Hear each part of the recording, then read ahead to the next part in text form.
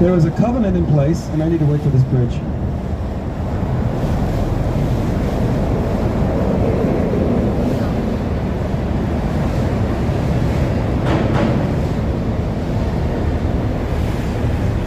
You can see the trees as we clear that. That's the trees in their private park.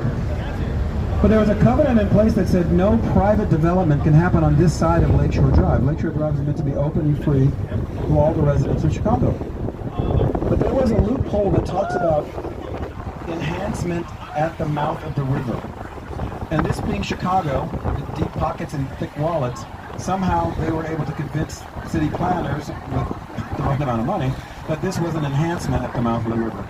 So this building got built, but once it was built, that loophole was shut tightly, and there's been no private development on this side of the river ever since then. And there's organizations called Friends of the River and Friends of the Lake that actually try really hard and fight really hard to keep any other private development from happening, and they've been pretty successful with that. Now, over your left, you see the large Ferris wheel. That is an area right now called Navy Pier.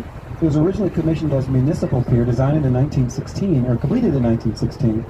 The architect was Charles S. Frost, and it was meant to be a commercial operation that made money from people dropping off, stuff and picking up more stuff. Unfortunately, the entire river was being used for that, so it wasn't very successful. And over time, it had multiple other uses. During World War II, it was used for takeoff and landing practices for aircraft carrier pilots. It was also used as a school after the war was over with, until we moved our University of Illinois to the west of downtown. And then it became this entertainment complex. It's the second most popular entertainment part of the city of Chicago.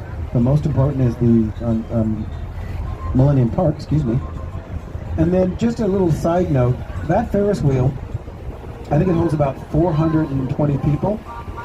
The original Ferris wheel, which was designed here in Chicago at the Great Columbian Exposition, was almost twice as tall as that, and it actually held about 2,000 people. Each one of the cars was about the size of a train car, and they actually had a bar on board as well, so it was quite popular. Now, I am going to shut up once again and use my FM announcer voice. Ladies and gentlemen, let me present my Chicago skyline. The sun's in our face, but it's still a great shot. So you guys take a few moments to enjoy the view. And also, before we do, I want to make one comment though. You look at the tallest building there to your left.